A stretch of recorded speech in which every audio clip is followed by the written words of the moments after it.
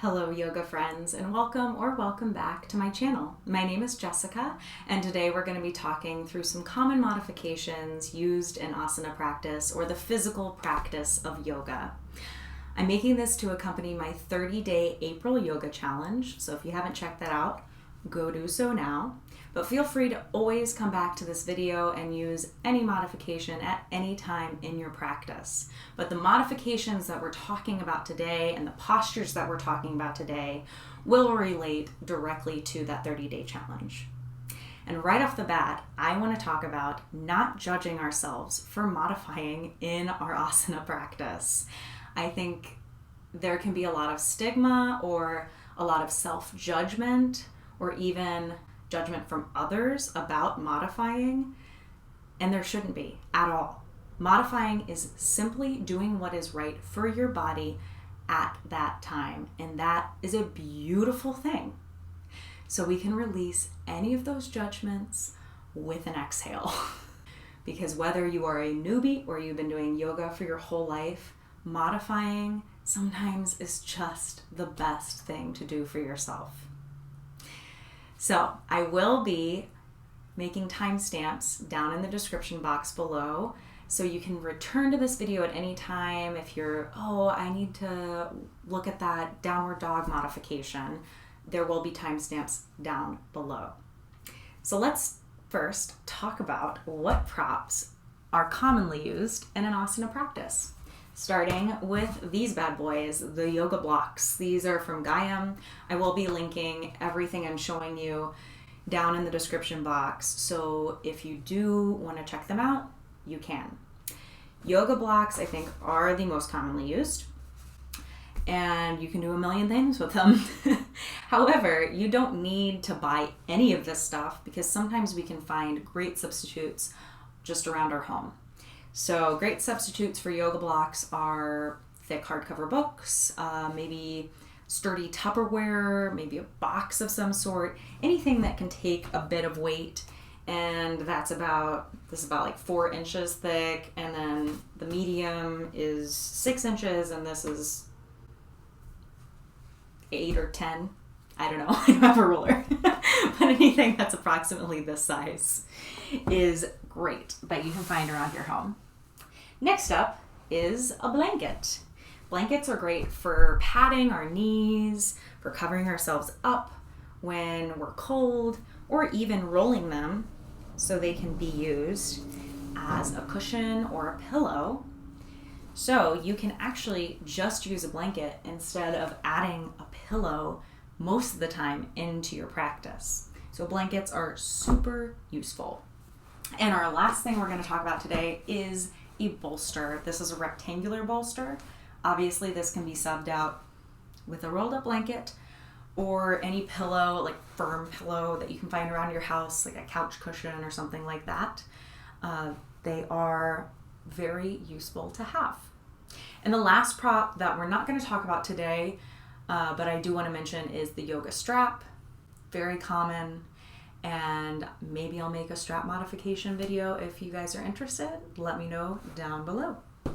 So let's get started with our first pose, which is Sukhasana, easy pose. And I'm actually taking Sukhasana right now. This is this cross-legged seated position. We start a lot of classes like this and end a lot of classes like this as well. But sometimes this can be a little uncomfortable. So the first modification we can make here is just placing a prop underneath our pelvis. And this can be a block, a pillow, or a rolled up blanket. And sitting up on a prop allows a little bit more space for the femurs by lifting the pelvis up. This can be very comfortable. I actually use this modification all the time, especially if I'm doing a practice in the morning. I will place a prop underneath my bum. Another thing is our crossed legs. If this is super uncomfortable for you, go ahead and uncross your legs. You don't need to cross them. The main thing about today is going to be, if something feels super uncomfortable for you and you can make it a little bit more comfortable and more gentle while still being safe, do that. And the one last thing I want to show you with Sukhasana is just simply taking Sukhasana right up against a wall, or maybe a chair or couch. So just sit up against a wall. Make sure you're right up against it, so your spine can be in a nice alignment here. And that's it. Those are my Sukhasana modifications. Moving on to tabletop here. Tabletop, we have our knees directly under our hips, wrists directly under the shoulders. Now sometimes this can get awfully uncomfortable for our knees, so we want a little bit more cushion. Obviously, that's where a blanket could come in. Unfolding the blanket here and placing it under our knees. Now, if we don't have a blanket, this is a next level tip. Just fold your mat in on itself here, and you create a little bit more cushion for yourself. And then one more area in our tabletop that can often be uncomfortable is our wrists. So all we're gonna do is make fists and stand on the fists. Super easy. So feel free to use any of those modifications while in tabletop. Next up is downward facing dog. Down dog is a pose that we tend to spend a lot of time in. So let's get into it. Let's press our hips up and back.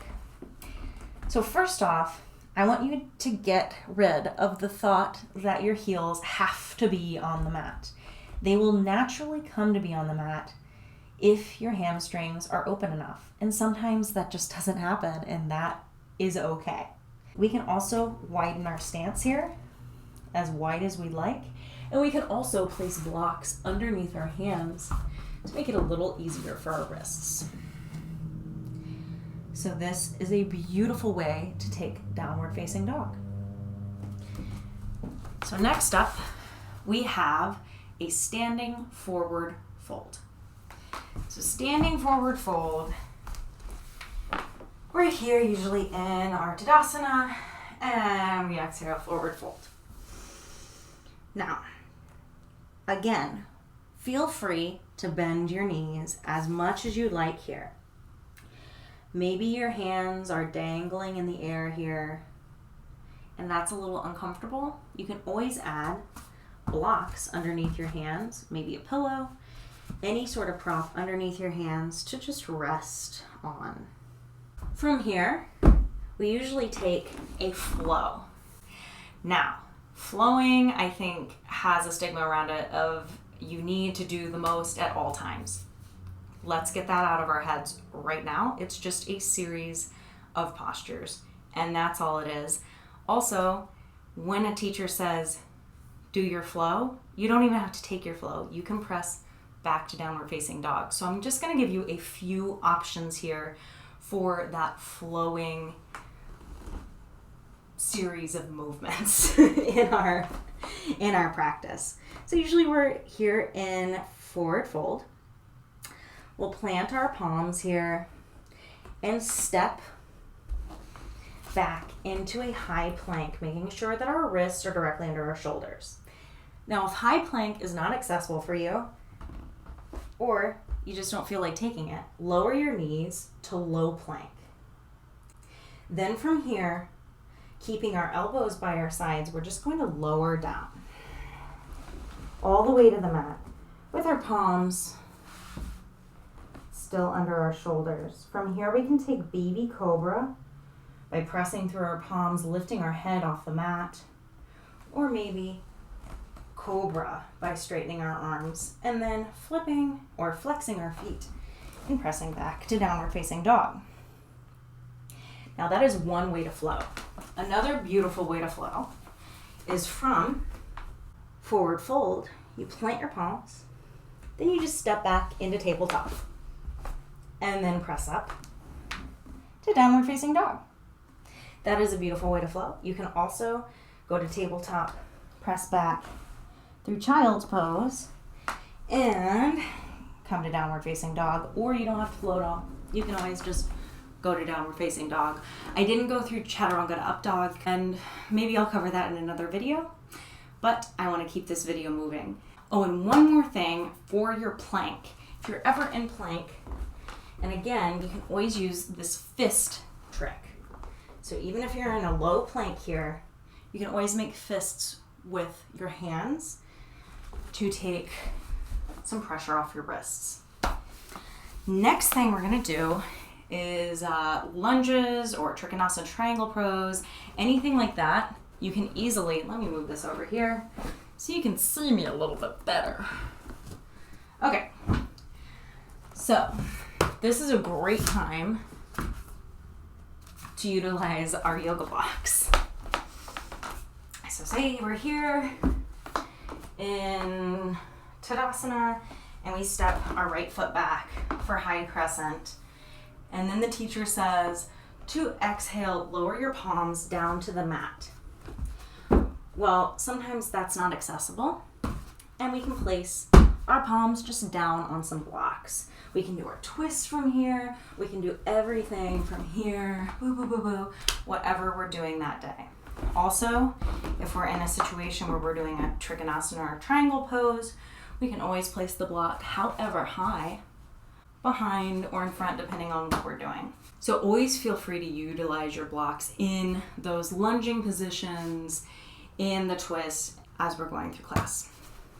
Okay, next up, we're going to talk about seated forward folds. Let's talk about bound angle first.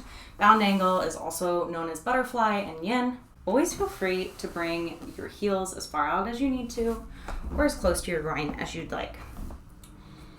Now, a great way to make this very comfortable as you fold over your legs is adding props. You can stack props here, maybe a pillow or 2 blocks, and just place your head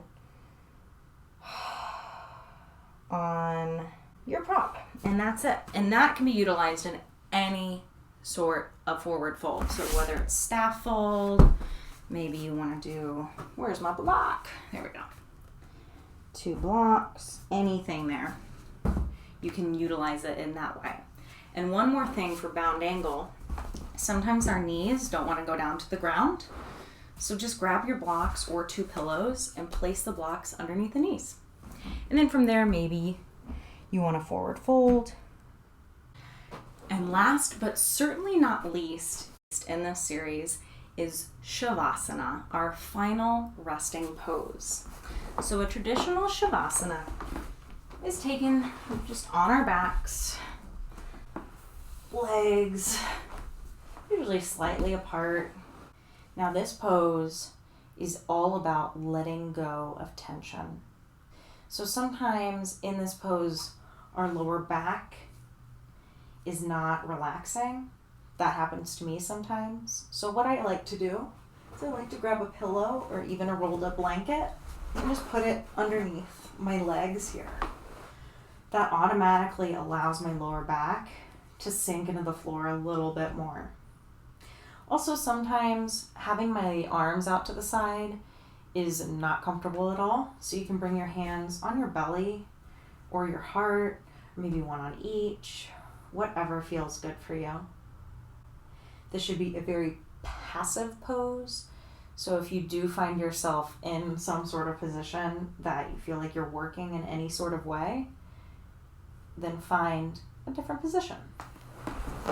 One last thing, or actually 2 last things for Savasana is you can always take your Savasana in constructive rest, which is when you bend your knees, you walk your feet a little wide, maybe the toes point in just a little bit, and you allow your knees to knock together.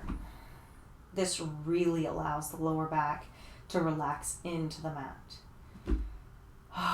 I could literally just stay here for the rest of the day. It feels so good. And one more thing I do want to say about Savasana is sometimes we've been working really, really hard in class and we hit our Savasana and it gets really cold. We get really chilly. So always take the time to add a sweatshirt or socks if you need to, or just cover yourself up with a blanket. I really enjoy covering myself up with a blanket in Savasana. So those are just a few modifications that I think you'll find helpful throughout the 30-day April Yoga Challenge. If you have any modifications that you would love to share with others, comment down below. There was no way I was going to be able to cover every modification, even for every posture that I showed you. There are ways to do things with chairs and adding more props, and it's really all about doing what is best for your body in the moment and still remain safe, of course. So I want to thank you for joining me today, and I hope you can utilize some of these modifications throughout your practice. I'll see you next time. Namaste.